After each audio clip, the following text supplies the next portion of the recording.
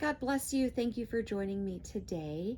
Often I tell you about the weather, which doesn't really have anything to do with what we're going to talk about, but today it actually does. So I was up this morning before the sun was coming up, and it just really got me thinking how desperate we are for the SUN, because right now I know there are people struggling with fires. I know there are people struggling with flooding, and here we've had so much rain, but we haven't had a lot of SUN. So yesterday it was very sunny. Today it's going to be sunny as well. And we haven't had 2 days of sunshine. I don't know when it's been. It's been a long time. So it got me thinking about how much the farmers must be desperate for the sun, SUN, and how much we must be desperate for the SON. Which led me to thinking about 1 Samuel and a woman desperate to God for a child.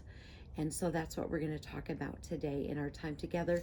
Thank you for being here. So you probably know this story, but there's a man, I'm going to paraphrase some of this here, but there's a man, his name is Elkanah. So he has 2 wives, and his first wife, Peninnah, she has children, but his second wife, Hannah, doesn't. So when Elkanah would have a sacrifice, he would give food, of course, to his wives, but to Hannah he gave a double portion. He loved her, and of course giving this double portion to Hannah created problems with Peninnah. Peninnah is the one with children, but Hannah wants a child. So he says to her, why aren't you eating, and why are you weeping? Why is your heart sad? And Elkanah says to Hannah, am I not more to you than 10 sons?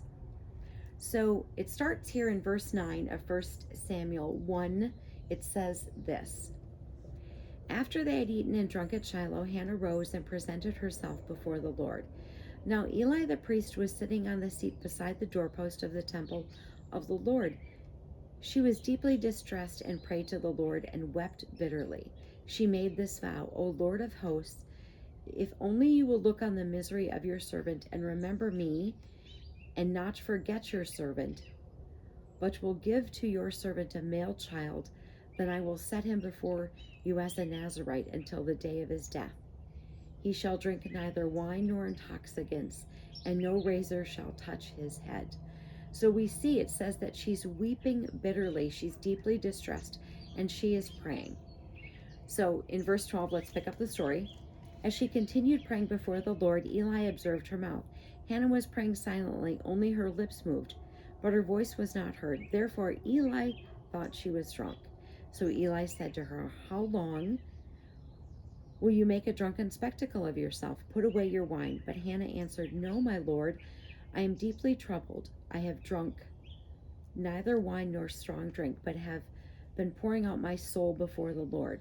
Do not regard your servant as a worthless woman, for I have been speaking out in my great anxiety and vexation all this time.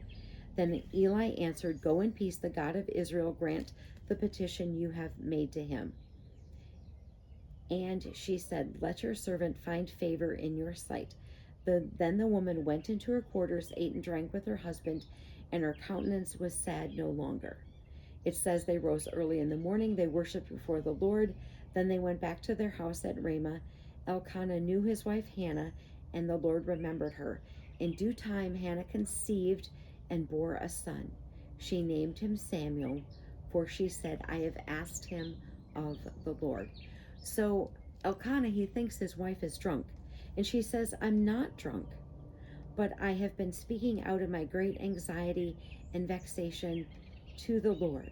So here we see this woman weeping bitterly, deeply distressed, praying to the Lord, and in her anxiety and in her anxiety and her vexation, she was desperate for a child.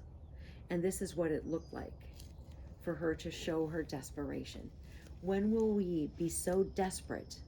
When will we be so desperate for what the Lord is asking us to do, or so desperate for God that we see us weeping bitterly in our anxiety and our vexation? Armor Up We Ride at Dawn. May God bless you as always. Have a great day.